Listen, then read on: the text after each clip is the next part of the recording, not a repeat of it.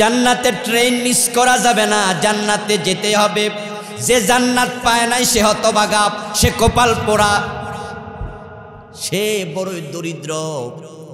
কোটি কোটি টাকা আছে, বিঘা বিঘা জমি আছে, প্রাসাদ আছে, বাড়ি আছে, আলিশান দামি গাড়ি আছে, দেশের বড় ক্ষমতার চেয়ারটা নিচে আছে, ইউনিভার্সিটির ভিসির পোস্ট নিজের হাতে আছে, দেশে বড় বুদ্ধিজীবী হিসাবে পরিচিত, সবাই চিনে, কিন্তু লোকটার তালিকা, জান্নাতের তালিকায় নাম নাই। সে আসলে কেউ না, সে হতভাগা কাঙ্গাল। কারণ চোখ বন্ধ হওয়ার সাথে সাথে সাথে কিচ্ছু নাই, ক্ষমতাও শেষ, টাকা পয়সাও শেষ, গাড়ি বাড়িও শেষ। এখন চোখ বন্ধ হওয়ার পরে জান্নাত যদি না পাও, তোমার কবরটাই হবে জাহান্নাম।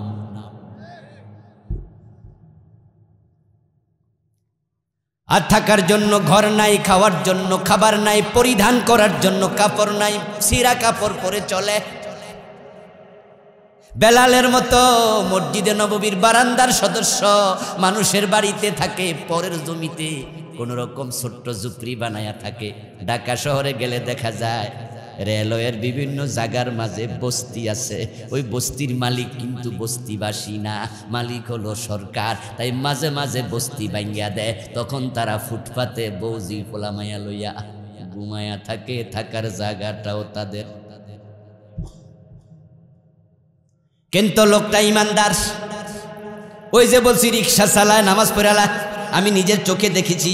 রিক্সা পাশে দাঁড় করাইয়া তারপর মসজিদে গেলে আবার চুরি টুরি হইয়া যায়, এই ভয়ে রিক্সার সামনে একটা পুরান গামছা বিছাইয়া দেখি আল্লাহর বান্দা নামাজ পড়তেছে। ওদেরকে দেখলে চোখে পানি আসে। গরিব কিন্তু আল্লাহরে বলে না, আর তুমি এসি রুমে ঘুমাও, তুমি ফজর নামাজ পড়ো না।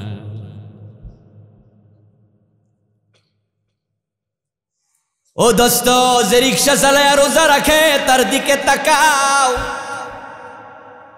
যখন সকাল বেলায় পেডেলে পা দিছে, হাতলে হাত দিছে, রিক্সায় পা দেয়, আর 10 মিনিট পরে দেখবা পুরা গেঞ্জি গামে ভিজা গেছে। 1-2 ঘন্টা পর পর গেঞ্জি খুইলা হাত দিয়া সিপ্পা গাম জড়াইয়া তারপরে গায়ে দেয়, এরপরও রোজা ভাঙে না। আর তুমি এসি রুমে বৈশা বিড়ি টানতাছ রোজার দিনে।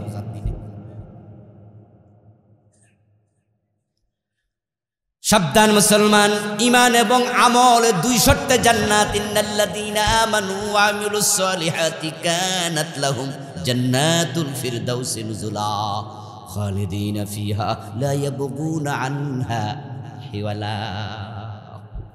ঈমান আনো, নেক আমল করো, আমি সবচেয়ে বড় জান্নাত, ওইটা ফেরদাউস, ওটার মালিক তোমাকে বানাবো। ঘোষণা কার? ঈমান এবং নেক আমল। তো ঈমান কি, নেক আমল কি, এ দুটার পরিপূর্ণ আলোচনা করার সময় পাবো না, অতটুকু সময় আজকে হবে না।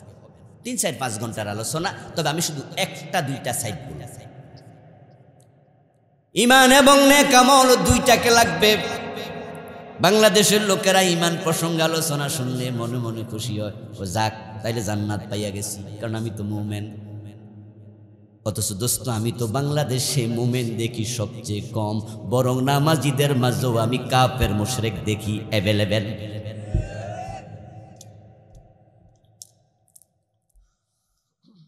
আমি তো মুমিন দেখি সবচেয়ে কম। তবে হ্যাঁ, যখন আমি কোরআনের আয়না বাদ দিয়া সাধারণ আয়নায় দেখি, সাধারণ চোখে দেখি, তখন দেখি সব মুমিন। 1 গ্লাস পানি নেবেন আপনি একটা কুয়া থেকে, পুকুর থেকে, ওটা সাধারণভাবে তাকায় দেখবেন পানি একবারে স্ফটিকের মতো পরিষ্কার, কত সুন্দর পানি। কিন্তু যদি মাইক্রোস্কোপ লাগাইয়া দেখেন, দেখবেন কত পোকামাকড় কিলবিল করে হাঁটছে। কারণ পুকুরের পানিতে জীবাণু আছে না নাই? খালি চোখে তো বুঝাই যায় না জীবাণু যে আছে। খালি চোখে তাকালে দেখি, আরে বাবা রে, কত নামাজি ঢাকা শহরে জুমার দিন 3 তলা 5 তলা ভরে যায়। আমিও যে জুমা পড়াই, ওটা 5 তলা। ও তো একটা মসজিদে নামাজ পড়ে 5 তলা মসজিদ, ও তো 12টার আগে ভরে যায় 20 তলা। আর আলোচনা করা 12:30টায় শুরু করি, দেখা যায় যে আলোচনার 15-20 মিনিটের মাথায় 5 তলা শেষ। লোকজন আমি তো দেখি সামনে দিয়ে সিঁড়িতে আর উঠতে পারে না। তখন রাস্তা বিশাল, পুরা রাস্তা বইরা যায়। ওরে বাবা রে, এত মুসলমান বাংলাদেশ। বাইতুল মুকাররমে গেলে দেখবেন যে উত্তর গেট ভরা, দক্ষিণ গেট ভরা, বাবা রে বাবা, মুসলমান আর মুসলমান। অথচ সেই দেশেই তো আদালত চলে না কোরআন দিয়ে, সচিবালয় চলে না কোরআন দিয়ে, গণভবন চলে না কোরআন দিয়ে, বঙ্গভবন চলে না কোরআন দিয়ে, শিক্ষানীতি চলে না কোরআন দিয়ে, স্বরাষ্ট্রনীতি চলে না কোরআন দিয়ে, অর্থনীতি চলে না কোরআন দিয়ে, রাজনীতি চলে না কোরআন দিয়ে, বিবাহ নীতি চলে না কোরআন দিয়া। আপনি চলেন না, আমি চলি না, কেউ চলে না, সবাই কোরআন সাইরা দিয়া মুসলমান। আগে মসজিদ মাদ্রাসা চলতো কোরআন দিয়া, এখন মসজিদে হক কথা বলা যায় না, হক কথা বললে ইমামের চাকরি থাকে না।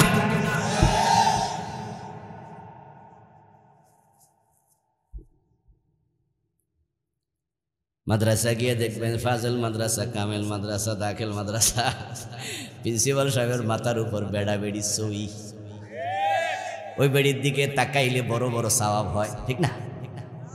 যে বেড়ির ছবি দিয়ে রাখছেন, বেড়ির গলা দেখা যায়, বেড়ির চুল দেখা যায়, বেড়ির কান দেখা যায়, বেড়ির হাত দেখা যায়। আলেমদের ফতুয়া, নারীর চেহারা দেখা যাবে কিনা দুরকম ফতুয়া। আমরা হানাফি মাযহাবের আলেমরা বলি না, নারীর চেহারাও পর্দা করতে হবে, এটাও আওরাত। আর অন্য অন্য কিছু আলেম বলেন যে না, চেহারা ডেকে রাখা, খোলা রাখাও জায়েজ আছে। যেমন ইন্দোনেশিয়া গেলে আপনি দেখবেন যে অ্যাভেলেবেল মেয়েরা চেহারা খোলা। আমিও গিয়েছি ইন্দোনেশিয়া, মালয়েশিয়া, অনেকে তো চাকরি করছে না। মালয়েশিয়ার মহিলারা চেহারা অধিকাংশই খোলা রাখে, আমিও গিয়েছি সেখানে। আমার বন্ধু ইরানের মহিলার চেহারা খোলা রাখে। তাহলে ফতুয়া দুরকম। আমরা বলি চেহারা খোলা রাখবে না, চেহারা ডেকে রাখবে। কিছু আলেম বলেন চেহারা খোলা রাখবে, জায়েজ আছে। কিন্তু চুল খোলা জায়েজ আছে, একজন আলেমও পৃথিবীর বলবে না।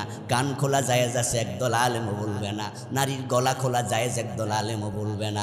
সবাই বলবে পরনারীর চুল দেখা হারাম, কান দেখা হারাম, গলা দেখা হারাম, তার হাতের বাহু দেখা হারাম। তাহলে হুজুরের মাথার উপর যে বেড়ি ঝুলতেছে, ওই বেড়ির কি চুল দেখা যায় না, গলা দেখা যায় না? তো হুজুররা তাকাইলে কি সওয়াব হয় না গুনাহ হয়? কিন্তু হুজুররা কি বিরোধিতা করছেনি? যেসব ছবি আমরা তুলাইতাম না, করে নাই। কেমনে করবে? বেতন খাওয়া লাগবে না, চাকরি না চলে যাব। দোস্ত, আপনি রাগ করবেন না, কান খুলে শুধু শুনতে থাকেন। আমার কথা ভালো লাগবে না, যাওয়ার সময় ডাস্টবিনে ফেলাই দিয়েন, আমার আপত্তি থাকবে না। কিন্তু বলতে তো দিতে হবে নাকি? আর না বললে বলবে কে? আলেমরা না বললে বলবে কে? বিবেকটারে বাড়ি যেয়ে প্রশ্ন করেন, কথা বুঝেন? বিবেকের বাড়ি যেয়ে জিগায়েন।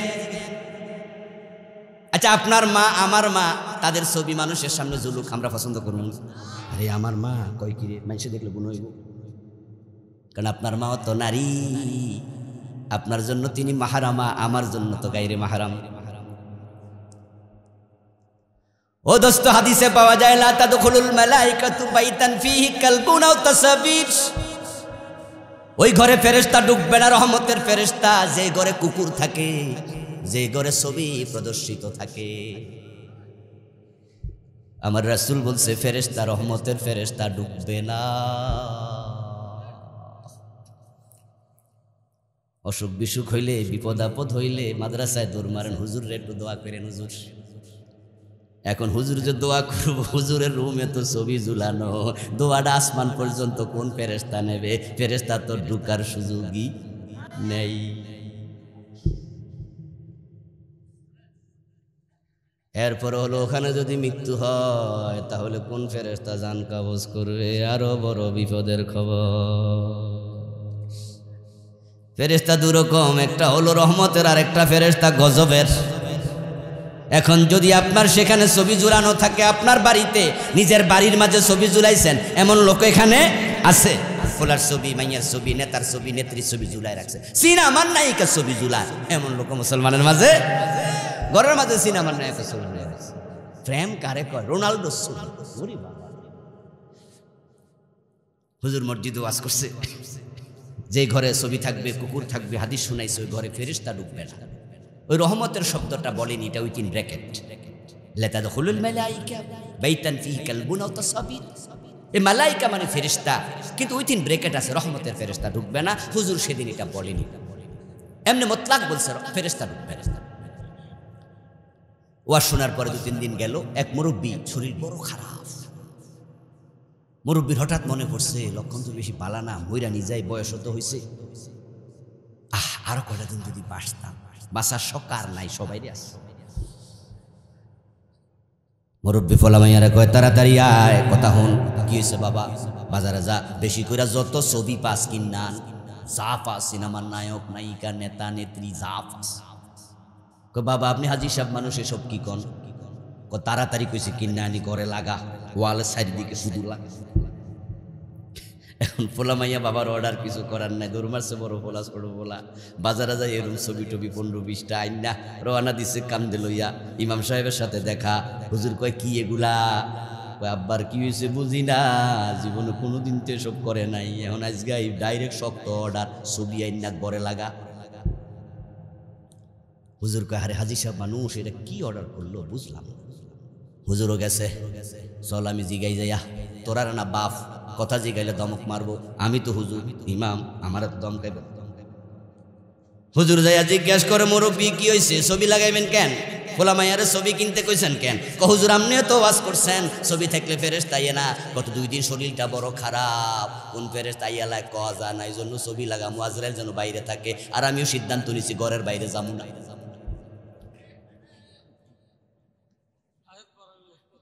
তখন হুজুর কয় আমি হাদিসে তো 2টা অংশ বলেছি, একটা হলো কুকুর থাকলেও, হ্যাঁ সেটাও তো কইছেন, তাহলে কুত্তা কি মরে না? মরে, তো ফেরেশতা না আইলে মরে কেমনে? মুরব্বী কয় তাহলে কুত্তারে মারার জন্য ফেরেশতা আছে? কয় আছে। এখন যদি ছবি লাগানো থাকে, রহমতের ফেরেশতা আইসা যদি দেখে ঢুকতে পারবো না, তাহলে কিন্তু গজবের কুত্তার ফেরেশতা আল্লাহর কাছে আছে, আল্লাহ ওইটা পাঠাইবো। এখন বুঝালন কার হাতে যাইতে চান? আমার দোস্ত, ইমান ইমান ইমান ইমান বড় জটিল, বড় সেনসিটিভ জিনিস। ইমান না থাকলে তোমার জান্নাত নাই। জান্নাতে যাওয়ার প্রথম শর্ত ইমান। 3 কারণে ইমান ভেঙে যায়। ওই কারণগুলো বাংলাদেশে এখন হরহাস হামেশা পাওয়া যায়। প্রিয় নবী এটা বলেছেন 1400 বছর আগে, ইয়াতি আলান নাসি জামানুন ইয়াজতামিউনা ফিল মাসাজিদি লাইসা ফীহি মুমিনুন। আল্লাহর হাবিব বলছেন এমন এক জামানা আসবে যে জামানার মানুষগুলো মসজিদে জামাতের সাথে নামাজ পড়বে, অথচ ওই নামাজে একটারও ঈমান থাকবে না। ইমাম সাহেবও কাফের, মুয়াজ্জিনও কাফের, মুসল্লি হবে সবগুলো কাফের।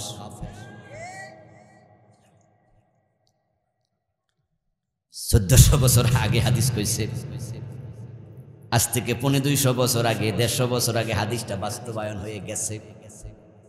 কারণ বাংলাদেশে এমন মসজিদ আমি চিনি যে মসজিদের সবগুলো লোক কাফের। চিনতে যদি আপনি চান, ঢাকার বকশীবাজারে চলে যান, দেখবেন মাদ্রাসা আলিয়ার পাশে কাদিয়ানীদের মসজিদ আছে। ইমামও কাদিয়ানি, মুয়াজ্জিনও কাদিয়ানি, মুসল্লিও কাদিয়ানি, 5 ওয়াক্ত নামাজ পড়ে। বলুন তো কাদিয়ানিরা মোমেন না কাফের? তো জামাতে নামাজ পড়ে ইমানদার একটাও নেই। মসজিদে গিয়ে আল্লাহরে সেজদা দেয়, দরবারে যাইয়া পীরের পায়ে সেজদা দেয়, এমন লোক বাংলাদেশে আছে কিনা? পীরের পায়ে যে সেজদা দিল সে মোমেন না মুশরিক? কিন্তু হে তো আবার জুমার নামাজে প্রথম কাতারে খাড়া রইছে, নিজেরা ভাবতেছে সে মোমেন। এই জন্য ইমানের যত্ন নেবেন। 3টি কাজ করলে ইমান চলে যাবে। 1 নাম্বার কুফর, 2 নাম্বার শিরক, 3 নাম্বার হলো নিফাক। এই 3টা থেকে বেঁচে থাকবেন। রাসূলুল্লাহর হাতে হাত রেখে কালেমা পড়েছে আব্দুল্লাহ ইবনে উবাই, যাকে মুনাফিকদের নেতা বলা হয়। তার নামটা কিন্তু জান্নাতীদের তালিকায় নাই, কারণ সে ছিল মুনাফিক। তার জানাজার নামাজটাও কিন্তু বিশ্বনবী নিজে ইমামতি কইরা পড়াইছে। রাসূল ছিলেন আব্দুল্লাহ ইবনে উবার জানাজার নামাজের ইমাম। কাবা শরীফের ইমাম যদি বাংলাদেশে সফরে আসে, আর আপনাদের টাঙ্গাইলে কোনো কারণে কোনো প্রোগ্রামে আসছে, কোনো মসজিদে নামাজ পড়ছে, ওই মসজিদে ওই সময় কোনো ব্যক্তির লাশ আনছে, নামাজের পরে জানাজার নামাজ হবে, ওই মসজিদের খতিব সাহেব বলবে, ইমাম বলবে, কাবার ইমাম যদি থাকে আমি জানাজার নামাজ পড়াবো না, হুজুর আপনি পড়ান। আর উনি জানাজার নামাজ পড়াবে, এলাকার লোকেরা সবাই বলবে বেডার ভাগ্য কত বালা, এ বেডার জানাজার নামাজ পড়াইছে কাবা শরীফের ইমাম। আমি বলি দোস্ত কোনো লাভ নাই, ইমান যদি না থাকে নবী মুহাম্মদ জানাজার নামাজ পড়াইলো জান্নাত কপালে মিলবে না। আব্দুল্লাহ ইবনে উমর জানাজার নামাজ যখন রাসূলুল্লাহ পড়ায়া শেষ করলেন, তখন উনার ছেলে ছিল ভালো মুসলিম। তিনি বললেন, হুজুর আমার আব্বা তো কি রকম মানুষ আপনি জানেন, আমিও তো জানি, একটু ঝামেলাওয়ালা। এখন আপনি তো নামাজ পড়াইছেন, আল্লাহ দোয়া কবুল করলে করতেও পারে। তবে হুজুর শেষ চিকিৎসা, শেষ চেষ্টা, আমি তো ছেলে, আপনার গায়ের জামাটা যদি দিতেন আমার বাবার লাশটাকে জড়াইয়া কবরে রাখতাম, এ জামার উসিলায় হয়তো কবর আযাব বন্ধ থাকবে। সহিহ বুখারীর হাদিস, ওমর থেকে বর্ণিত হাদিস শোনাচ্ছি, শুধু অনুবাদটা শোনাচ্ছি। রাসূলুল্লাহ সাল্লাল্লাহু আলাইহি ওয়াসাল্লাম গায়ের জামা খুলে দিলেন। আব্দুল্লাহ ইবনে উমর লাশটা রাসূলের জামা দিয়া ঢাকা হলো, পেঁচানো হলো। তারপর কবরে রাখার আগে রাসূলুল্লাহ সাল্লাল্লাহু আলাইহি ওয়াসাল্লাম ওর মাথাটা ওনার পবিত্র রানের উপরে রাখলেন, রেখে মুখ থেকে কিছু লালা বের করে তার গালের মাঝে কপালের মাঝে লাগাইয়া দিলেন। রাসূলুল্লাহর পবিত্র থুতুর উসিলায় যদি কবর আযাব বন্ধ থাকে, তারপরে কবরে রেখে মাটি সমান করে দেয়া হলো। এর মাঝে জিবরিল আমিন হাজির, কোরআনের আয়াত আল্লাহ নাজিল করেছে, ওয়ালা তুসাল্লি আলা আহাদিম মিনহুম মাতা আবাদা ওয়ালা তাকুম আলা কবরিহি ইন্নাহুম কাফারু বিল্লাহ। ও প্রিয় নবী, এমন লোকের জানাজার নামাজ আর পড়াবেন না, কবরের পাশেও দাঁড়াবেন না, কারণ তারা কাফের। আল্লাহ কাফেরকে জান্নাত দেয় না, যার ঈমান নাই তার জান্নাত পাওয়ার কোনো সম্ভাবনাই। আব্দুল্লাহ ইবনে উবাই মুনাফিক ছিল। এখন প্রশ্ন হলো, বর্তমান সমাজে মুনাফিক আছে না নাই? আছে। কে মুনাফিক আমি জানি না, আপনিও জানবেন না, কারণ প্রিয় নবী সাল্লাল্লাহু আলাইহি ওয়াসাল্লামের সময় যারা মুনাফিক ছিল, ওহী আসার আগে রাসূল নিজেও জানতেন না যে কি মুনাফিক। কারণ মানুষের নেফাক থাকে অন্তরে, আর অন্তরের খবর শুধু কে জানে? আব্দুল্লাহ ইবনে উবাই যে মুনাফিক প্রিয় নবী নিজেও জানতেন না। তাই উহুদের যুদ্ধের দিন উনাকে 300 মুজাহিদের নেতা বানাইয়া দিছে। উহুদের যুদ্ধে ইসলামের পক্ষে মুজাহিদ ছিল 1000, বদরের যুদ্ধে ছিল 313 নাকি? ওই 300 জনের লিডার আব্দুল্লাহ ইবনে উবাই, হে মুনাফিকদের নেতা। রাসূল হেরে বানাইছে মুজাহিদের নেতা। শাউত নামক, ইযা রাআইতাহুম তুজিবুকা সামুহুম ইয়াকুলু তাসমাউ লিকাউলিহিম। ও নবী, আপনি কারে নেতা বানাইলেন? চেহারা দেখা, সুরত দেখা, দাড়ি দেখা, টুপি দেখা, নামাজ দেখা ভাবছেন মুমিন, অথচ তার কলবে ঈমানটাই নেই। আল্লাহর হাবিব তখন জানলেন আব্দুল্লাহ ইবনে উবাই মুনাফিক, এর আগে জানতেন না। কোরআন মাজিদে সূরা মুনাফিকুন নামে একটা সূরা আছে। মুনাফিকদের নিয়ে সূরা বাকারায় লম্বা আলোচনা আছে। মুনাফিক কে কে, কিছু সিমটম আলামত আছে।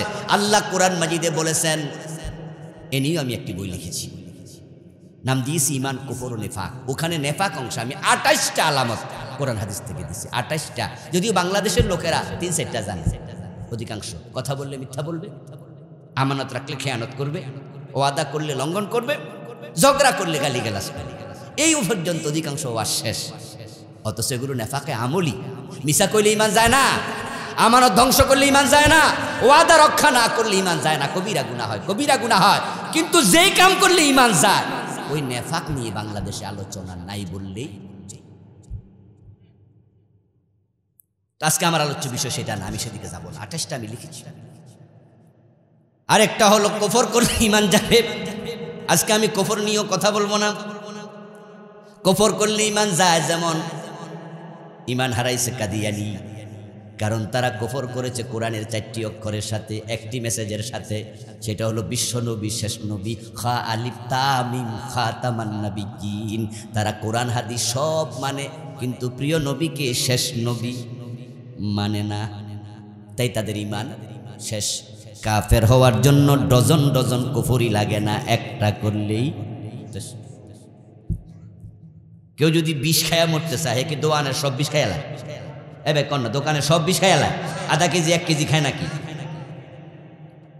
1-2 ফোঁটা খাইলে মরে যায় যদি বিষয়টা বিষ হয়। আর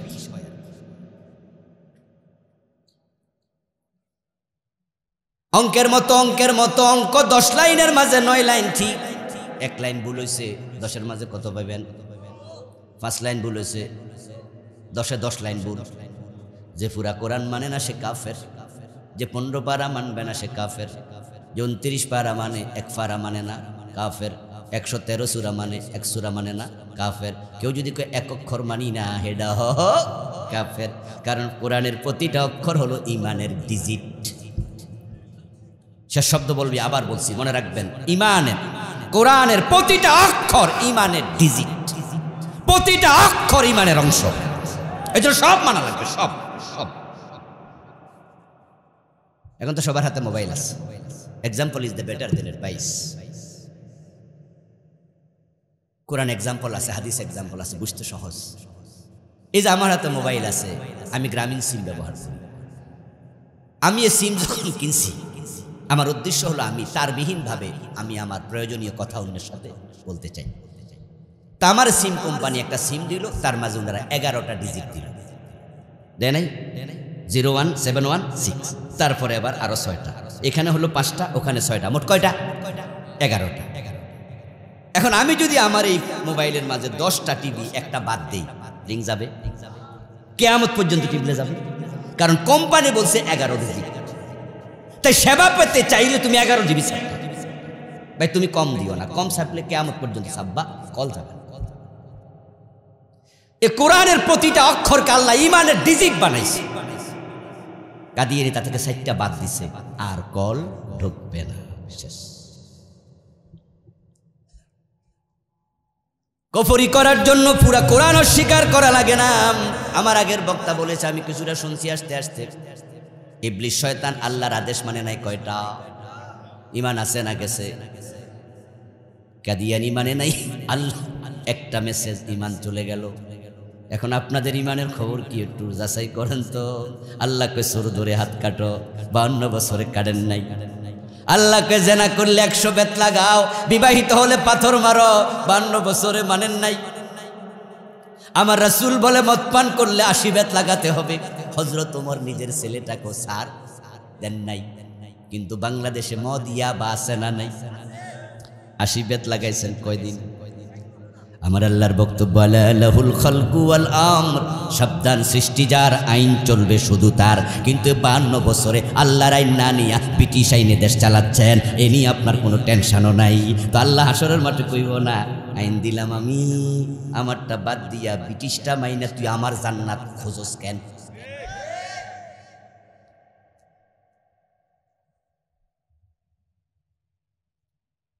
এই জন্য ঈমান ঈমান ঈমান, পুরা কোরআন মানা ঈমান। কফর করবেন না। কফর কি? এ নিয়ে 56টা কফর আমি আমার বইতে লিখেছি।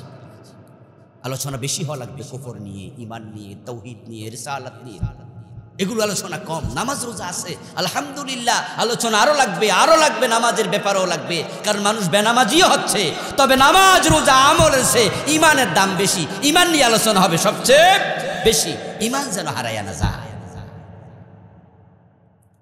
সাবধান মুসলমান, তাকুনু বাইনা সাআতি ফিতানুন কাকিতাইল লাইলিল মুসলিম ইউসবিহু ফিহা আর-রাজুলু মুমিনান ফায়ুমসি কাফিরা ওয়া ইউমসি মুমিনান ফায়ুসবিহু কাফিরা ওয়া ইয়াবিউ আকওয়ামুন দীনাহুম বিআরাদিন মিনাদ দুনিয়া। প্রিয় নবী 1400 বছর আগে বলছে, এমন এক জামানা আসবে মানুষ সকাল বেলায় মুমিন থাকবে, সন্ধ্যা বেলায় কাফের হয়ে যাবে। সেই যুগ কিন্তু এসে গেছে, সেই যুগ এসে গেছে। এখন সিলেবাসে কুফরি ঢুকতেছে। স্কুলে পড়লে, মাদ্রাসায় পড়লে মানুষ শিক্ষিত হতো, সভ্য হতো, ভদ্র হতো, মুমিন হতো। এখন সিলেবাসে কুফর ঢুকাইছে, লেখাপড়া করে কাফের হয়ে যাবে। কারণ সিলেবাস বাড়ানোর দায়িত্ব মুশরিকদের হাতে চলে গেছে। গত বছর আমরা 2023 সনের জানুয়ারি মাসে যখন 1 তারিখে বই পেলাম, বই উৎসব হলো। আমি একজন শিক্ষক, বলেছি আপনাদেরকে 2 যুগ ধরে পড়াবো, কয়দিন পরে 2 যুগ, 22-23 বছর হয়ে গেছে। হঠাৎ করে দেখি ক্লাস 6 এর বই, বিবর্তনবাদ, সেখানে ছবি দিছে বান্দর বান্দর বান্দর বান্দর, হঠাৎ করে মানুষ। এর মানে ডারউইন বই লাগেছিল, যে মানুষ আসলে আগে মানুষ ছিল না, আগে কি ছিল? বান্দর ছিল। তো মানুষের একটা লেজা ছিল, গাছে গাছে লাফালাফি করতে করতে বাড়ি খাইয়া ধাক্কা লেজটা পড়ে গেছে, হঠাৎ করে এমনি খারাইছে আর মানুষ হয়ে গেছে। মুসলমানের দেশ, 92% মুসলমানের দেশ, সিলেবাসে ঢুকলো হঠাৎ করে বান্দর। বিবর্তনবাদ হলো একটি কুফরি মতবাদ, বিশ্বাস করলে সাথে সাথে ঈমান শেষ।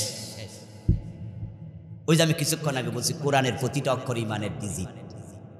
হযরত আদম প্রথম মানুষ, এমন কথা আল্লাহর কোরআনে আছে না নাই? তা আপনি যদি কোন যে না প্রথম বান্দর, তাহলে কোরআনের পুরা উল্টা, ঈমান শেষ। সূরা নিসার প্রথম আয়াত, ইয়া আইয়ুহান নাসু তাকু রাব্বাকুম আল্লাযী খালাকাকুম মিন নাফসিন ওয়াহিদা ওয়া খালাকা মিনহা যাওজাহা ওয়া বাসসা মিনহুমা রিজালান কাসীরান ওয়া নিসাব।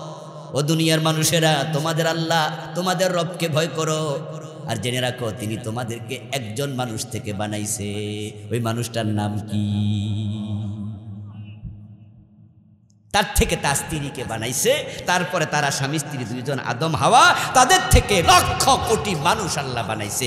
আল্লাহ বলে আমি প্রথমে আদম রে বানাইছি, আদম থেকে মানুষ। আর ও বেটা ডারউইন কইছে না না বান্দর থেকে মানুষ। আচ্ছা আমরা কি ডারউইনের উম্মত? তো সিলেবাসে এটা কেমনে ঢুকে? আচ্ছা ঢুকে গেল, আলহামদুলিল্লাহ। এদেশের আলেম ওলামারা কথা বলেছে, বুদ্ধিজীবীরা কথা বলেছে। তখনই সরকার কিন্তু গত বছর জানুয়ারি মাসের শেষ দিকেই সার্কুলার জারি করে দিয়েছে যে না, বিবর্তনবাদ বাংলাদেশের সিলেবাসে পড়ানো যাবে না, এটা স্থগিত করা হবে। আচ্ছা যদি স্থগিত না হতো, তো আমরা হুজুররা কি করতাম?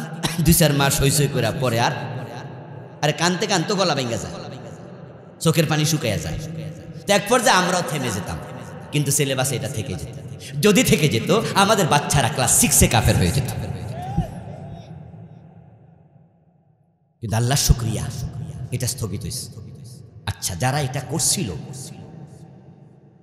আমাদের স্বরাষ্ট্রমন্ত্রী বর্তমানে আছেন, গতবারও ছিলেন, উনি বলছে যে না, মানুষ বান্দর ছিল, আমরা এসব মানি না। আলেম ওলামার সাক্ষাৎ করেছে, উনি তখন বলছে না এটা তো সিলেবাস থাকতে পারবে না। প্রধানমন্ত্রী বলছে না না এটা আমরা পছন্দ করবো না, বন্ধ করো। এতে কি বোঝা যায়? এটা যারা ঢুকাইছে নিশ্চয়ই তারা আমাদের নেতৃবৃন্দের সাথে পরামর্শ করে নাই। সিলেবাস যাদের হাতে তাদের মাথায় কুফরি ঢুকে গেছে, ওরা ঢুকাই দিচ্ছে। আচ্ছা গতবার তাদের ষড়যন্ত্র ফেল। এবার আবার যখন আমরা বই হাতে পেলাম, এবার পাইলাম ক্লাস 7-এ ট্রান্সজেন্ডার। ইসলাম আমার একা না, ইসলাম শুধু আলেম ওলামার না। যদি আপনি মুসলমানের সন্তান হন, ইসলামের জন্য আমার যেমন দরদ, এমন দরদ আপনারও থাকা লাগবে। এখানে দলটাই নেন না, এখানে ঈমানটা নেন। কারণ এই জাতীয় বই তো আপনার ছেলেও পড়বে না, আপনার নাতি পড়বে না। এই যে ট্রান্সজেন্ডার এবার ঢুকলো, এটা কি? এটা আরেক কুফর, আল্লাহর সৃষ্টির মাঝে বিকৃতি। আস্তাগফিরুল্লাহ আল-আযীম। শরীফ আর গল্প নামে আমাদের দেশে সমকামিতার আমদানি করছে ওরা। হঠাৎ করে কোনো যুবক নিজেকে যুবতী মনে করবে, হঠাৎ করে কোনো যুবতী নিজেকে যুবক মনে করবে, তখন নাকি তাই হবে। মানুষের দেহের গঠন প্রকৃতি ইম্পর্টেন্ট না, সে মনে কিভাবে সেটা ইম্পর্টেন্ট। আশ্চর্য তো! সমাজের আবহমান কাল থেকে চলে আসা সভ্যতা সমূলে ধ্বংস হয়ে যাবে। আপনার মেয়ে বোনের আর বোন থাকবে না। মনে মনে যা বলে তাই যদি হয়, তাহলে বাবা মারা যাওয়ার পরে জমি বন্টন করার সময় 3 জন বোন আছে, তারা আয়েশা ভাইদেরকে বলবে আমরা নিজদেরকে মনে মনে ভাই মনে করি। তাহলে সব শরীফা কি হয়ে যাবে? শরীফ হয়ে যাবে। আপনাদের বাচ্চা আমাদের বাচ্চাকে যখন আমরা ভার্সিটিতে পাঠাবো, ফার্স্ট ইয়ারে ভর্তি হবে হাবিব, লাবিব, শরীফ। সেকেন্ড ইয়ার উইটা বলবে যে আমি এখন থেকে আর হাবিব না, আমি হাবিবা। ম্যাডাম আমারও মেয়ে হোস্টেলে একটা সিট দেন। এখন যদি হাবিব হাবিবা হইয়া যায়, সাথে সাথে কি বেটা দাঁড়িয়েও সব জোরে যাব, নিচেও পরিবর্তন হয়ে যাব। তো বেডারে যদি মনের উপর প্রাধান্য দিয়া মহিলা হোস্টেলে সিট দেয়, ওই মহিলা হোস্টেলের অবস্থা ঠিক থাকবো না। এর মানে যারা এগুলা করছে ভুলে করেনি, তারা চিন্তা ভাবনা করেছে এই দেশের মুসলমানদের মাঝে জেনা ব্যভিচার ঢুকাইয়া দেওয়ার পরিকল্পনা করছে। তারপর আসবে সমকামিতা। অলরেডি ফ্রান্স, জার্মানি, অস্ট্রিয়া সহ পৃথিবীর 30টি রাষ্ট্র সমকামী বিবাহকে অনুমোদন দিয়ে দিচ্ছে। 30টা রাষ্ট্র।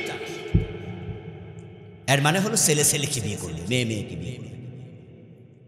এখন বাংলাদেশে এটা সরাসরি করা যাবে না, আলেম ওলামার দেশ, ইসলাম প্রিয় মানুষের দেশ, এই জন্য ওরা শরীফরে শরীফা বানাইয়া এটা ঢুকাতে চায়। রাস্তার পাশে বসে আছে এক যুবতী এক যুবক, একজন আরেকজনের গায়ে হেলান দিয়া, আপনি যাচ্ছেন ভদ্র মানুষ, মুরব্বী মানুষ, আপনি বলেন এই তোমরা কারা, এইভাবে দিনে দুপুরে রাস্তার মাঝে বসে আসো গায়ে গায়ে লাগে, পুরুষ মহিলা স্বামী স্ত্রী হলে ঘরে যাও, দরজা বন্ধ করে যা করার করো, কিন্তু এখানে অসভ্যতা দেখাচ্ছে। আপনি ধমক মারলেন। তখন ওই মেয়েটা মুস্কি হাসি দিয়া বলে, আঙ্কেল আমি তো মেয়ে না, আমি তো নিজের মনে মনে, কথা কয় না ভাইয়া, নিজের মনে মনে কি মনে করি, তাহলে আমার পাশে যে বসে আসে সে তো আপনি দেখতে পাচ্ছেন একটা ছেলে, আর আমারে আপনি ভাবছিলেন আমি মেয়ে না, আমিও মেয়ে না, আমিও নিজের ছেলে মনে করি, তাহলে আমরা যে পাশাপাশি বসে আসি দুইজনই তো ছেলে। এই অবস্থায় যদি তারা দুইজন একে অপরকে বিয়ে করে, এটা সমাজে চালু হয়, তাহলে কি সমকামিতা ঢুকবে না? চিন্তা করছেন বাংলাদেশকে কোন দিকে নেওয়ার মোটিভ চলছে? এই জন্য আমার ভাই ট্রান্সজেন্ডার আর এক কুফরি, এটাও থেমে যাবে আমরা বিশ্বাস করি, এটাও থাকবে না সিলেবাসে। অলরেডি 5 জনের একটা কমিটি হয়ে গেছে, আলহামদুলিল্লাহ পড়েন, 5 জনের কমিটি হয়েছে। ওই কমিটির প্রধান professor doctor Abdur Rashid, Arabic বিশ্ববিদ্যালয়ের ভিসি, আরো 4 জন আছে, মোট 5 জন। আমরা আশাবাদী গতবারের মতো এবারও ট্রান্সজেন্ডার সিলেবাস থেকে স্থগিত করা হবে, বাদ দেওয়া হবে। যদি না দেওয়া হয় তাহলে মুসলমানদের বিরুদ্ধে প্রতিরোধ করে তুলবেন ইনশাআল্লাহ। আচ্ছা, এবার এটা বন্ধ হবে। যারা এই ষড়যন্ত্র করছে তারা মনে মনে ভাববে যে পারলাম না, আগামীবার আরেকটা ঢুকাবো। ষড়যন্ত্র চলমান, তাদেরকে আইনের আওতায় যদি আনা হয়, এই জাতীয় কুফরি যারা ষড়যন্ত্র করে ঢুকায় সিলেবাসে, ওদেরকে জেল দেয়া হয়, সামনে আর জালেমরা সাহস করবে না। কুফর নিয়ে আর বলবো না, আমি বলবো শিরক নিয়ে, যেটা করলে ঈমান চলে যায়। বাংলাদেশে এখন শিরক অহরহ চলছে, আপনারা অনেকে শিরকের সাথে আছেন। সাবধান মুসলমান, ওয়ামা ইউমিনু আকসারুহুম বিল্লাহি ইল্লা ওয়া হুম মুশরিকুন। আল্লাহর বক্তব্য, তারা অধিকাংশ ঈমান আনার পরে মুশরিক হবে। আচ্ছা, আপনাদের এলাকায় যে ওরুস হয়, বিভিন্ন রকমের মেলা হয়, বিভিন্ন বাজারে টিয়া ফাকির কাছে হাত দেখায়, গণকের কাছে হাত দেখায়, এমন লোক আছে না নাই? এটাকে কেউ কোনো কিছু মনে করে না, হাসতে হাসতেও দেখা, মজা নেয়। ভাই আমার কি খবর একটু দেখেন তো। আঙ্গুলের আগায় ধৈরা ঠাকুর মশাই বলে, আগামী মাসে 3টা ফারা আছে, 1111 টাকা দেও, ফারা কেটে দিন। অথচ ভবিষ্যতের খবর একমাত্র কে জানে? আওয়াজ দিয়ে বলেন, কে জানে? আপনি যদি মনে করেন কোন ঠাকুর জানে ভবিষ্যৎ, টিয়া ফাঁকি জানে, বান্দর জানে, অমক তমক জানে, কোন নবী রাসূল গায়েব জানে, এই চিন্তা করলে মুশরিক হয়ে যাবেন। গায়েবের মালিক একমাত্র কে? গ্রামে গঞ্জে ঢুকে গেছে। বাড়ির মেয়েদেরকে বলবেন এগুলো শিরক, কারণ মেয়ে তার সন্তানকে ঢাকা পাঠায়, বাবা মালয়েশিয়া যাইবা, পাসপোর্টে ভিসা লাগে কিনা, কোয়া তো যায় না, দালাল তো পরে টাকা ফিরাই দেবে না, ভিসাটা লাগবে কিনা, আগে একটু বসুন্ধরা শপিং মলে যাও, সেখানে যাওয়ার পরে দেখবা অমক বাবা বসে আছে, বিশাল দোকান খুলে অতীত ভবিষ্যৎ ভূত পূর্ব সব জানে। আমি নাম কইলাম, নাম নে কয়ে দিছে। এ জাতীয় লোক সমাজে অনেক আছে যারা ভবিষ্যৎ জানার জন্য কনকের কাছে যাচ্ছে। আল্লাহর কসম, 1 মিনিট পরে কি হবে আল্লাহ ছাড়া কেউ। ছেলে মেয়ের জন্য পীরের কাছে যায়, মরা পীরের কাছে, চাকরির জন্য যায়, টাকার জন্য যায়, কেউ ফিরে না খালি হাতে খাজা বাবার দরবারে। এমন চিন্তাওয়ালা লোক সমাজে আছে না নাই? সন্তান দেয়ার মালিককে। অন্যের কাছে চাইবেন, ইমান শেষ। হাতে আঙ্গুল আছে 5টা, আংটি দিছে 7টা, একটা সাদা আর একটা লাল আর একটা কালো। সুন্দরের জন্য আংটি দেন, কোনো অসুবিধা নাই, এটা হতে পারে। কিন্তু আংটি কেন দিলেন জিজ্ঞাসা করবেন, ভাইজান এ লাল আংটিটা কি? বলবো ইয়াকুত পাথরের আংটি, খাজা বাবার খাদেম থেকে আনছি, 5101 টাকা নিছে। উনি কইছে আংটি হাতে দিলে বিপদ আসে না। ওই আংটি হাতে দিলে রিজিক বেড়ে যায়, ব্যবসা তরতর করে উন্নতি হয়। অথচ বিপদ থেকে বাঁচানোর মালিক একমাত্র কে? ইয়ামসাসকাল্লাহু বিদুররিন ফালা কাশফা লাহু ইল্লা হু। ও নবী, যদি কোনো বিপদ আপনাকে পায়, আল্লাহ ছাড়া কেউ বাঁচাতে পারবে না। রিজিকের মালিক কি আংটি না রাজ্জাক? মাই খাতে পাইলে নেতারা শিরিক করে। ও নেতা ভাইয়েরা কান খুলে আপনারা শুনুন, নির্বাচনের আগে মাই খাতে পাইলে কয় জনগণ সকল ক্ষমতার উৎস। এমন স্লোগান বাংলাদেশে আছে না নাই? এটা শিরিক, শিরিক, শিরিক। ইমান তোমাদের চলে গেছে দোস্ত, যারা এই স্লোগান দিছো, তওবা করো, ফিরে আসো, নতুন করে কালেমা পড়ো। কারণ সব ক্ষমতার উৎস জনগণ না, সব ক্ষমতার উৎস কে? আল্লাহর জন্য নির্ধারিত জিনিসের সাথে অন্যকে শামিল করলে শিরিক হয়, এতে ঈমান চলে যায়। ওমান ইউশরিক বিল্লাহি ফাকাদ হারামাল্লাহু আলাইহিল জান্নাহ। আর যে শিরিক করে, আল্লাহ আমি তার জন্য জান্নাত হারাম বানায়া দেই। হিন্দুদের দুর্গা পূজা আসলে বাংলাদেশের অসংখ্য লোক মুশরিক হয়। আরে দুর্গা পূজা হিন্দুর মুশরিক হয় মুসলমান, কারণ বেড়া ছাগলের 3 নাম্বার বাচ্চার মতো উলালেন আছে। ছাগলের বাচ্চা 2টা দুধ খায়, আর একটা না খাইয়া লাভ মারে। মূর্তি পূজা করলো কে? মুশরিক হইলা তুমি। কারণ তোমার শয়তান স্লোগান শিখাইয়া দিছে, ধর্ম যার যার, উৎসব সবার, সরাসরি ঈমান শেষ। কারণ কোরআনের স্লোগান হলো লাকুম দীনুকুম ওয়ালিয়া দীন। তোমার ধর্ম তোমার, আমার ধর্ম আমার, দুইটা এক না, আলাদা। দুইটা এক না, আলাদা। তাহলে স্লোগানও হবে ধর্ম যার, উৎসব তার। এই স্লোগান যখন থেকে বাংলাদেশে প্রমোট করা হলো, ফেমাস হয়ে গেল, তখন থেকে অবস্থা বড় খারাপ। আমার চোখ সাক্ষী। আমাদের জাতীয় সংসদের পাশেই একটা চলমান মূর্তির দেবীর একটা পূজার মন্দির করা হয়, আসাদ গেটের পরে খামার বাড়ির কোনায়। এটা স্থায়ী না, এটা 15-20 দিনের জন্য করে। ওখানে আমার বাসাও কাছাকাছি, আমি নিজের চোখে দেখেছি। ওখানে যখন মূর্তি বানায়া দুর্গা পূজা করে, তখন সেখানে হিন্দুর চেয়ে মুসলমান বেশি। আচ্ছা, আমরা যখন গরু জবাই করি কোরবানের সময়, কয়জন হিন্দু আমাদের বাড়িতে আসে? এই কথা বলেন, কথা বলেন, আসে? একজন হিন্দুর আপনি টাইনও আনতে পারবেন না, আনতে পারবেন না। রাম রাম কয়ে দৌড় মেরে চলে যাবে। কারণ জিজ্ঞাসা করলে হিন্দু বলবে তাদের ধর্মে গরু জবাই করা নিষেধ।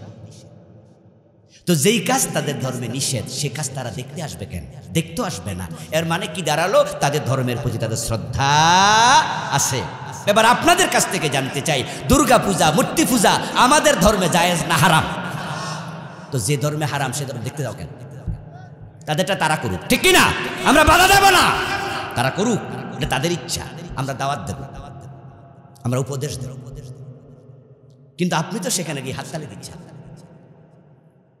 ওদের মূর্তির সামনে যে বাতাসা দেয়, জিলাপি দেয়, হেডিস লইয়া খাই মুসলমানের পোলা। মূর্তির জন্য যা উৎসর্গ করা হয় সেটা হারাম, সেটা হারাম। মসজিদে গিয়ে আল্লাহর আইন মানো, ঢুকতে ডান পা, বের হতে বাম পা, আল্লাহু আকবার বলে নামাজ শুরু, সালাম ফিরে নামাজ শেষ। কত ভালো মুসলমান তুমি! তুমি মুশরিক হইলা কেমনে দোস্ত? শোনো, কারণ ইমাম সাহেব যখন জোহরের নামাজ 2 রাকাত পড়াইয়া বলে দাঁড়াতে শুরু করছে, পিছন দিয়ে আমরা লোকমা দিলাম। জজ সাহেব লোকমা দেয়, ম্যাজিস্ট্রেট সাহেব লোকমা দেয়, ওসি সাহেব, টিউনু সাহেব, সাংবাদিক সাহেব, শিক্ষিত অশিক্ষিত, মূর্খ, আলেম ওলামা, রিক্সাওয়ালা, ঠেলাওয়ালা, আমরা বুঝাইয়া দিছি হুজুর রাসূল 2 রাকাত পরে বৈশা আত্তাহিয়াতু পড়ছে, আপনি খারান কেন? তা লোকমা দিয়া বুঝাইলাম রাসূলের সাথে এটা মিলে নাই, আল্লাহর আইনে চলবে, এর বাহিরে চলবে না। বাবারও ছেলে লোকমা মাইরা দেয়, যদি বাবা নামাজে ভুল করে বাপরেও ছাড় দেয় না। অথচ এই হাকিম যখন আদালতে যায় চোরের মামলার আসামির রায় দেয়, তখন আল্লাহর আইনে রায় দেয় না। হুজুর সাহেব ভুল করছিল ওয়াজিবে, আর উনি ভুল করতেছে ফরজে। 2 রাকাত ফরজ আত্তাহিয়াতু পড়া লাগে, এটা কি ফরজ না ওয়াজিব? তো হুজুর ওয়াজিব ছাড়ছিল, আর পিছন দিয়ে সবাই লোক মেরে দিচ্ছে। আর উনি 30 বছর বিচারক, আল্লাহর আইনে একটা রায়ও দেয় না। আল্লাহর রায় দেয়া কি নফল না ফরজ? তো ফরজের কি খবর? তখন বলে না এইসব চলবে না, আল্লাহর আইনের কথা বলে চেহারা কালো হয়ে যায়। আইনের মালিক আল্লাহ, ইবাদতের মালিক আল্লাহ। আল্লাহ ছাড়া অন্যরে সেজদা দিলে যেমন শিরিক হয়, শুধু ইবাদত হবে আল্লাহর। পুরা জীবনে আইন চলবে একমাত্র আল্লাহর। আল্লাহর আইনও মানবা, মানুষের আইনও মানবা, তুমি মুশরিক হয়ে যাবে। তাই আইন মানব শুধু কার? কারণ দুনিয়াকে লক্ষ্য বানাইয়া বেশি লাভ নাই। এখানে যত আলিশান প্রাসাদ বানান, এটাতে বেশি দিন থাকার সুযোগ, চলে যেতে হবে। এজন্য দুনিয়া মুমিনের লক্ষ্য হবে না, তবে দুনিয়া লাগবে। এজন্য আল্লাহ দোয়া শিখাইছে, রব্বানা আতিনা ফিদ দুনিয়া হাসানা ওয়া ফিল আখিরাতি হাসানা।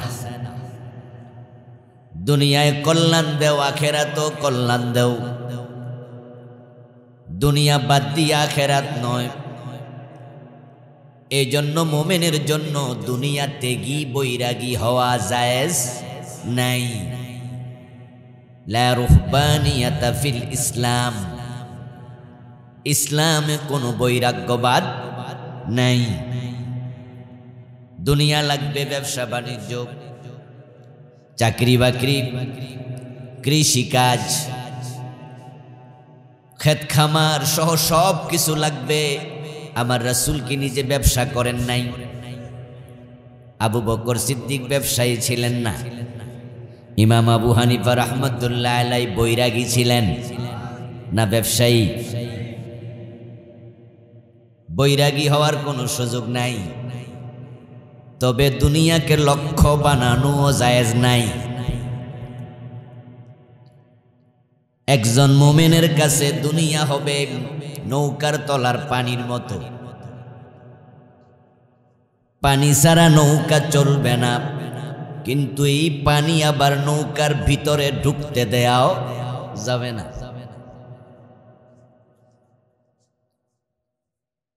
দুনিয়া ছাড়া আমরা চলতে পারবো না। টাকা পয়সা আমাদের জীবনের অংশ। টাকা না থাকলে লুঙ্গি কিনবেন কি দিয়া, প্যান্ট কিনবেন কি দিয়া? আর লুঙ্গি প্যান্ট পরে নামাজ পড়া 70 টাকা নফল না ফরজ?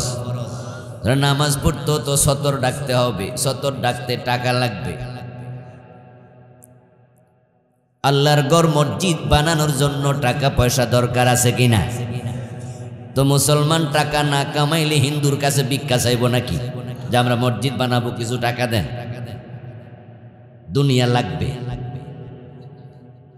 কিন্তু কিছু মুসলমান এখন দুনিয়াকে লক্ষ্য বানাইয়া বসে রয়েছে। এর মানে দাঁড়ালো তারা নৌকার ভিতরে পানি ঢুকতে দিছে। কলবে যদি দুনিয়া ঢুকে যায়, আখেরাত মানুষ ভুলে যায়। তাই নৌকা পানি ছাড়া নৌকা চলবে না। সাবধান মাঝি, ওই পানি নৌকার ভিতরে ঢুকতে দিও না, এটা তলায় রাখো। দুনিয়া ছাড়া আমরা চলতে পারবো না, কিন্তু দুনিয়া কলবে ঢুকতে দিও না। কলবে শুধু আখেরাতকে ঢুকাও। যেই নবী ব্যবসা করেছেন, যে আবু বকর সিদ্দিক রাদিয়াল্লাহু তাআলা আনহু ব্যবসা করেছেন, ইমাম আবু হানিফা ব্যবসা করেছেন, নবীর সাহাবারা ব্যবসা বাণিজ্য, কৃষিকাজ, ক্ষেত খামার করছেন। কিন্তু সেই নবী আবার আমাদেরকে বলছেন, কুল ফিদ দুনিয়া কান্নাকা মুসাফির কান্নাকা আবিরু সাবিল। দুনিয়াতে মুসাফিরের মতো থাকো, পথিকের মতো থাকো। পথিক চলতে গেলে গাছতলায় মাঝে মাঝে বিশ্রাম নেয়। গাড়ি আইতে দেরি হইলে রাস্তার পাশেও যাত্রী ছাউনির মাঝে বৈশা বৈশা 10 মিনিট বিশ্রাম নেয়। কিন্তু বিশ্রামের জায়গাটাকে পথিক গন্তব্য মনে করে না। যে জায়গায় বিশ্রাম নিছে গাছতলা, এটা তার থাকার জায়গা। গাড়ি আসতে লেট হচ্ছে, যাত্রী ছাউনিতে বসে আছে 10-15 মিনিট। এই যাত্রী ছাউনি কি তার থাকার জায়গা? সফরের পথে বিশ্রামের জায়গা। দুনিয়াও ঠিক তাই। এ দুনিয়া থাকার জায়গা না, কিছুদিন বিশ্রাম, তারপরে এখান থেকে চলে যাওয়া লাগবে, ঠিক না?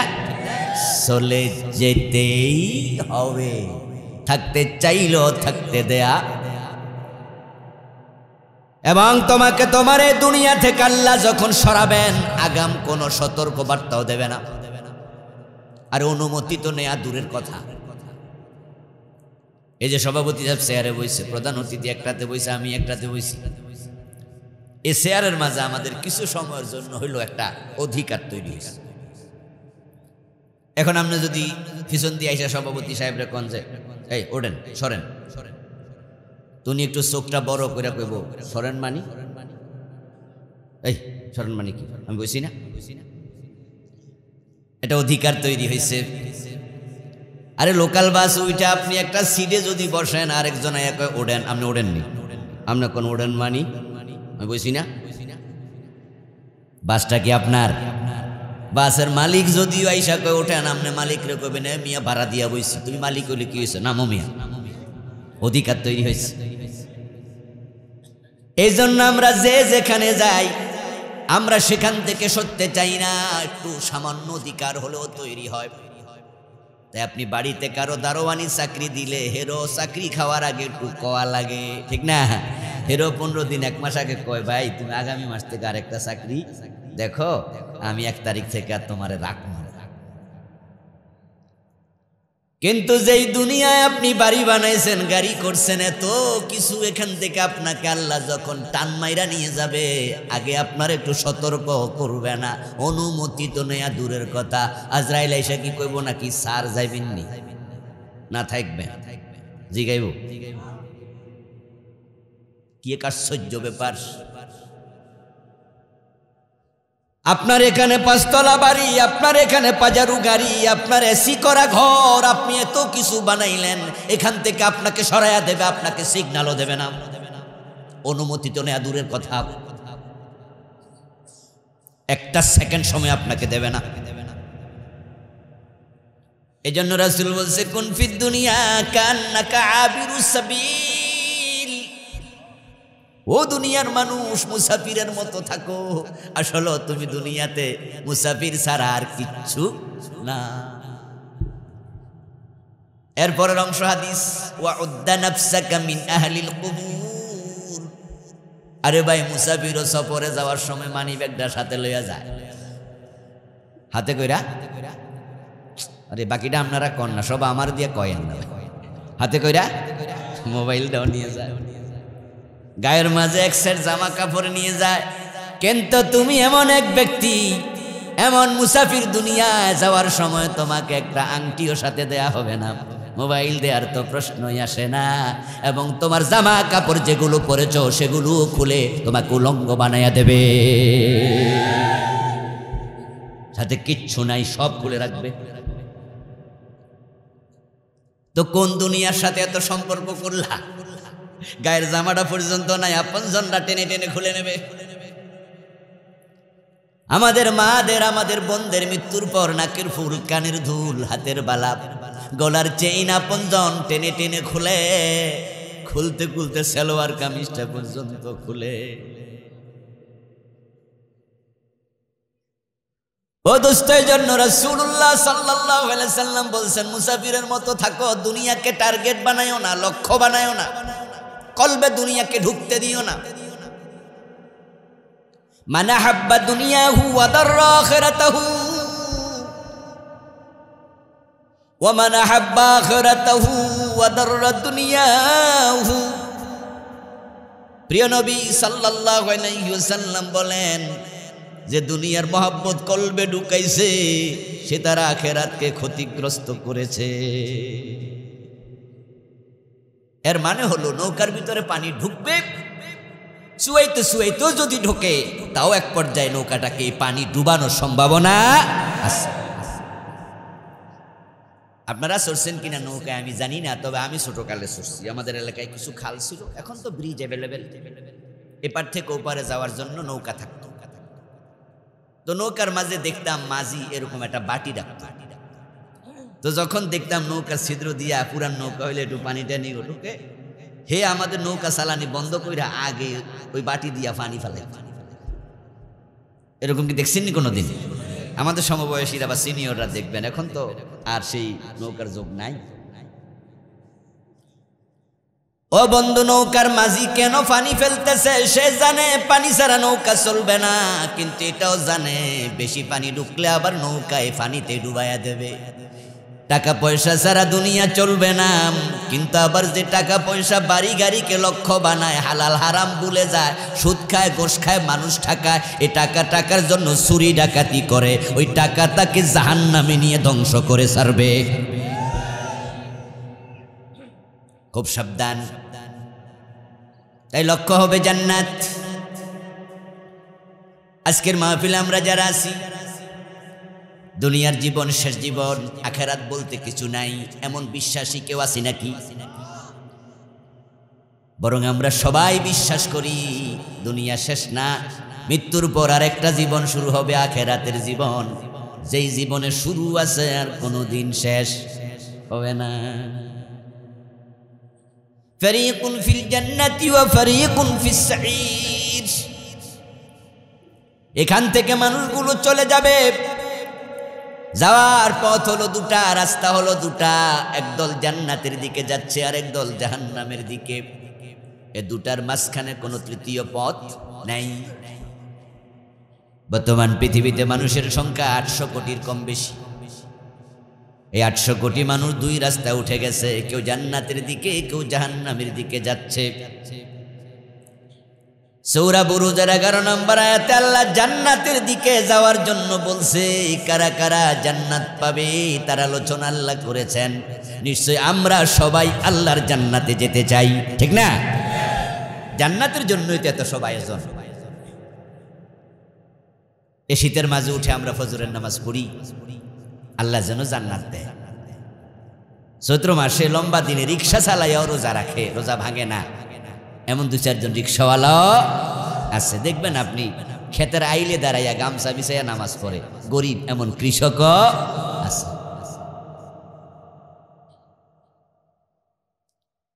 আমার প্রিয় ভাই, লক্ষ টাকা ঘুষ খাওয়ার সুযোগ থাকার পরও ঘুষ খায় না, নিজেকে কন্ট্রোল করে রাখে। লোকাল বাসে চড়ে অফিস করে, অথচ তার কলিগ পাজারো জিপে, এলিয়ন গাড়ি, এক্স করোলা, জি করোলাতে আরো দামি দামি গাড়িতে করে অফিসে যায়। এটা দেখার পরেও নিজে লোকাল বাসে চড়ে, ঘুষের দিকে হাত বাড়ায় না, এমন 2-4 জন মুত্তাকি অফিসারও আছে। তবে সংখ্যায় কম আর কি, জান্নাতীর সংখ্যাও কম। এই জাতীয় লোকের সংখ্যা যেহেতু কম, জান্নাতি মানুষের সংখ্যাও কম। রাসূলুল্লাহ বলছে আমার উম্মত হবে 73 দল, জান্নাতে যাবে মাত্র 1 দল। তো 72 দল তো জাহান্নামী, তো জান্নাতি বেশি হইব কেমনে? এজন্য দেখবেন আমরা নিজকে অনেক সময় কন্ট্রোল করতে পারি না। অমুকে হারাম খায়, বাড়ি করছে, গাড়ি করছে, আমি কেন করবো না? এই জন্য তার সাথে প্রতিযোগিতা করে হারাম খাওয়ার অভাব নাই। একটা অফিসে যদি 100 জন পাওয়া যায় অফিসার, তার মাঝে 99 জন 98 জনে গোশখোর পাওয়া যাবে। 100 অফিসার 100-এ 2 জন পাওয়া কষ্ট হবে। ফেঁসে পড়লে টের পাবেন, ফেঁসে পড়ার আগে বুঝবেন না মানুষ যে এত হারামি হয়ে গেছে, এত খারাপ হয়েছে। এক এক অফিসের চেয়ারে এক একটা বাঘ, হায়না, বল্লুক বসে আছে। সুরতে মানুষ, সিরতে গুলো হায়নার দল। শুধু অফিস আদালত না, হাসপাতালে যান, থানায় যান, যেখানে যান অফিস আদালত। আস্তাগফিরুল্লাহ। এই যে 10 তলা 5 তলা বাড়ি বানায় না মানুষ, এ বাড়ি বানাতে যাবেন, ডিজাইন পাস করতে গেলে গোশ না দিলে ডিজাইনে পাস হবে না। আপনি আল্লাহর ওলি হইলেও গোশ খাইয়া সার। এমন ভাবে আইন বানায় রাখছে চারিদিকে, আপনি কিচ্ছু করতে পারবেন। ও প্রিয় ভাইয়েরা, কিন্তু এর মাঝেও গোশ খায় না, শতের উপরে টিকে আছে এমন 2-4 জন কিন্তু আছে। আর এই লোকগুলাকে পয়সা পয়সা আল্লাহ জান্নাত দেবে। ওরা জবাব দিতে হবে শক্তভাবে। আমার বন্ধুদের জন্য শক্ত ওয়াজ নয়, ওয়াজ বড় নরম। আপনাকে আমাকে আজকের এই দিনে যুদ্ধের মাঠে গিয়া জান দেওয়ার মতো বড় পরীক্ষার সম্মুখীন হওয়া লাগে নাই। তাহলে জান্নাত পাওয়ার জন্য রাসূল ডাক দিলে কিন্তু এই পরীক্ষার সম্মুখীন হওয়া লাগতো। তো রাসূল ডাকে নাই, আমাদের নেতারাও এখন ডাকে না, আপাতত পয়সা গেলেন। তো আল্লাহ কয় হারাম ছাড়ো, ফরজগুলো ধরো। তাহলে অতটুকু স্যাক্রিফাইস দরকার আছে না নাই? তা আপনি সকালবেলায় শীতের মাঝে কম্বল গাদ দিয়া ঘুমায় ঘুমায় করবেন, নামাজ তো পড়তাম, তবে আজকে শীত একটু বেশি, তাই গেলাম না আর কি। আর সে আপনাকে বলা হবে অতটুকু শীত স্যাক্রিফাইস করতে পারলা না, কম্বল ছাড়তে পারলা না, তুমি জান্নাত খোঁজো, জান্নাতকে আল্লাহ মাগ না দিয়ে দেবে? আমি নামাজ পড়ো, রোজা রাখো, হজ করো, যাকাত দাও, হারাম ছাড়ো, এতটুকু কমপক্ষে করো, জান্নাত আল্লাহ মাগনা দেয় না। কোরআন মাজিদের বিভিন্ন সূরাতে জান্নাত পাওয়ার জন্য আল্লাহ 2টি শর্ত দিয়েছে। আর জান্নাত হবে আমাদের জীবনের লক্ষ্য। আমরা জান্নাতে যেতে চাই, এই ট্রেন মিস করবেন না, সাবধান কিন্তু। কারণ জাহান্নামে গিয়ে 1 সেকেন্ড থাকার মতো ক্ষমতা আমাদের কারো নাই, কারো নাই, কারো নাই। বরং মানুষ হাসরের ময়দানের লম্বা চিত্র দেখে, হাসরের মাঠটা তো হবে 50,000 বছর লম্বা। তারুজুল মালাইকাতু ওয়ার রূহু ইলাইহি ফি ইয়াউমিন কানা মিকদারুহু 50,000 সানা। হাসরের ময়দান যে 50,000 বছর লম্বা একদিন হবে, এটা আমার কথা নয়, এটা আল্লাহর কোরআনে আল্লাহ বলেছে। আরে ভাই, বিচার আসার তো পরের কথা, আগে বিচারের মাঠের কথা শোনেন। 50,000 বছর লম্বা ওই দিনের দৈর্ঘ্যতা দেখে মানুষেরা সেদিন বুঝবে, বলবে তাহলে দুনিয়াতে আমি যে হায়াত পাইছি 50 বছর, 70 বছর, 90 বছর, 100 বছর, আমি তো দুনিয়া আসলে 1 বিকাল অথবা 1 সকাল ছিলাম, এর চেয়ে বেশি নয়। এই দিন যত লম্বা, এই দিনের তুলনায় আমার 70 বছর, 90 বছর তো 1 সকালও না। আচ্ছা, আজকে সকাল, আগামীকাল সকাল 6:30-32 দিকে সূর্য উঠবে। আমি জানি না অ্যাকুরেট, হয়তো এমনই, ধরেন 6:30 সূর্য। 6:30 থেকে শুরু করে সকাল 10টা পর্যন্ত 3.5 ঘন্টা, নাকি? কিরে ভাই, যোগ অঙ্ক আমার হেল্প করেন, হয়েছে নি? 3.5 ঘন্টা। আচ্ছা, 3.5 ঘন্টা যদি কেউ গলাফানি পর্যন্ত খাড়াইয়া থাকতে পারেন, আপনাকে 10 লাখ টাকা দেয়া হবে। এই ঘোষণা যদি দেয়া হয়, তাহলে বলুন তো, পুকুরে যাই গলা পর্যন্ত খাড়াই থাকবে 3.5 ঘন্টা 10 লাখ টাকার জন্য, এমন লোকের অভাব হবে? বরং পুকুরে, হ্যাঁ, ইয়ে কথা, ঠিক কথা কইছে, এই ওয়াজ শ্রোতা ঠিক আছে, এটা আমার হেল্প করছে ভাই, কইছে পুকুরে জায়গা ধরব না। ও দোস্ত, মাত্র 3.5 ঘন্টা পাওয়ার জন্য 3.5 ঘন্টা পানিতে খাড়াই থাকলে 10 লাখ টাকা যদি পাওয়া যায়, যারা অফিসে চাকরি করে সেদিনেরা অফিসও বাদ দিব, চাকরি বাদ দাও, 10 লাখ আগে লই। এখন 1 সকাল 1 সন্ধ্যা হলো, দুনিয়ার পুরা জীবন কিয়ামতের মাঠের তুলনায়।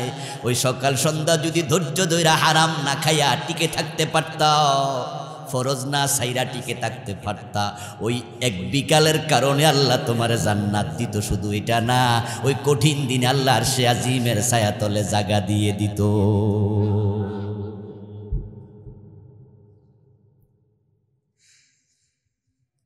ও আমার প্রিয় ভাই, মানুষগুলো হাসরের ময়দানে যখন দাঁড়াবে, আখেরাত নিয়ে কয়দিন আগে একটি বই লিখছি আমি, এই নভেম্বরে এটা প্রকাশ পেয়েছে। 400 পৃষ্ঠার বই, অনেক বড়। আমার লেখা মোট 60টা বই আছে আলহামদুলিল্লাহ। তার মাঝে এটার নাম দিছে ওহিরানায় ফরকান। এই বইটা লিখতে যাইয়া আমি এর মাঝে 550 মতো হাদিস আছে। একবার কোট করে করে এমন কিছু হাদিস পেয়েছি যেগুলো এই বই লিখতে গিয়ে পাইছি, এর আগে আমি পাইনি। যদিও আমি আলহামদুলিল্লাহ কামেল মাদ্রাসায় পড়াচ্ছি 2 যোগের কাছাকাছি। কয়দিন পরে 2 যোগ, বুখারী মুসলিম পড়াই অনেক বছর। নিজে লেখাপড়া করেছি 18 বছর 20 বছর। কিছু হাদিস পাইছি যেগুলো আগে শুনি কোনোদিন। হাদিস তো লাখ লাখ, সব এলেম কি আমাদের আছে? আমাদের এলমের বাইরে কত হাদিস। আল্লাহর হাবিবের একটি হাদিস পেলাম, হাসরের ময়দানে যারা যাবে, ওই যে 50,000 বছর লম্বা দিন, ওখানে মানুষ যখন দাঁড়াবে সবার জন্য বরাদ্দ থাকবে শুধু 2টা কদম রাখার মতো জায়গা, 2 পা রাখার চেয়ে বেশি জায়গা আল্লাহ কারো জন্য সেদিন বরাদ্দ দেবে না। এর মানে হলো 50,000 বছরে পা নাড়ার জায়গাটাও আর নেই। হুফাতান ওয়া উরাতান ওয়া গুরুল্লাহ, মাথায় টুপি নাই, গায়ে জামা নাই, পায়ের তলায় জুতা নাই, সূর্য মাথার উপরে, জমিন হবে তামার তৈরি। ওখানে 50,000 বছর আপনি দাঁড়ায়া থাকবেন কেমনে? আর মারামারি কিলাকিলি তো ফরে, আযাব তো ফরের কথা। এই যে আপনারা আছেন, যদি কাউকে বলা হয় সোজা হয়ে দাঁড়ায় থাকেন 1 ঘন্টা, পা নাড়তে পারবেন না, 1 ঘন্টা আপনি পারবেন না, দেখবেন যে 15-20 মিনিট পরে পা জিম জিম জিম জিম করতেছে। একটু নড়াচড়া করলে ভালো লাগবে, হাঁটতে পারবেন 1 ঘন্টা 2 ঘন্টা 3 ঘন্টা, কিন্তু 2 পায়ে খাড়া থাকতে পারবেন না 2-3 ঘন্টা। কিছুক্ষণ পরে পা জিম জিম করবে, এরপরে দেখবেন যে আপনি কাইচিত হয়ে পড়ে যাবেন। আর 50,000 বছর কেমনে দাঁড়ায়া থাকবেন সেখানে? ও প্রিয় ভাই আমার, বড় কঠিন অবস্থা। এখন আখিরাতে কঠিন পরিস্থিতির মুখোমুখি হবেন যদি আপনি হারাম না ছাড়েন, ফরজ না ধরেন, ঈমান এবং নেক আমলের যত্ন না নেন। শুধু হাসরের ময়দানে না, তারপরে সেখান থেকে আল্লাহ জাহান্নামে ফেলে দেবে। ইন্না আযাবাহা কানা গরামা, আল্লাহকে জাহান্নামের আগুন বড় জঘন্য, বড় জঘন্য। প্রিয় নবী বলছেন কেমন জঘন্য শোনো। দুনিয়ার সবচেয়ে যে লোকটা বেশি আরামে ছিল, আয়েশে ছিল, দুনিয়ার সবচেয়ে বেশি ক্ষমতা তার হাতে ছিল, সবচেয়ে টাকা পয়সা তার হাতে ছিল, কিন্তু লোকটা ছিল বেঈমান। ওই লোকটাকে আল্লাহ তাআলা জাহান্নামে দেওয়ার আগে, বিচার শুরু করার আগেই ফেরেশতাদেরকে বলবেন তাকে একটু হাজির করো। হাজির করা হবে। এবার আল্লাহ বলবেন উকমুসুহু ফিন্নারে গামসাতান, ও আমার জাহান্নামের ফেরেশতারা, এই লোকটাকে জাহান্নামে 1 সেকেন্ডের জন্য ঢুকাও, ঢুকাইয়া নিয়ে আইবা, তাড়াতাড়ি 1 মুহূর্তের জন্য ঢুকাইয়া নিয়ে আসবা। তাকে জাহান্নামের ভিতরে সামান্য সময়ের জন্য ঢুকানো হবে। এই 1 সেকেন্ড 2 সেকেন্ড রাইখাই বের করে নিয়ে আসবে, কয়েক মুহূর্ত। এবার আল্লাহ তারে জিজ্ঞাসা করবে, আমি তো তোমারে দুনিয়ায় কত কত নিয়ামত দিছি, 2-4টা নিয়ামতের নাম কও। লোকটা জাহান্নামে 1-2 সেকেন্ড থাকার পরে বলবে, আল্লাহ কোনো নিয়ামতের কথা মনে নাই, আমি কোনো নিয়ামত দেখি নাই। জাহান্নামে তো জঘন্য জায়গা রে দোস্ত, ওখানে 1 সেকেন্ড থাকলে দুনিয়ার সব নিয়ামতের কথা ভুলে যাবেন।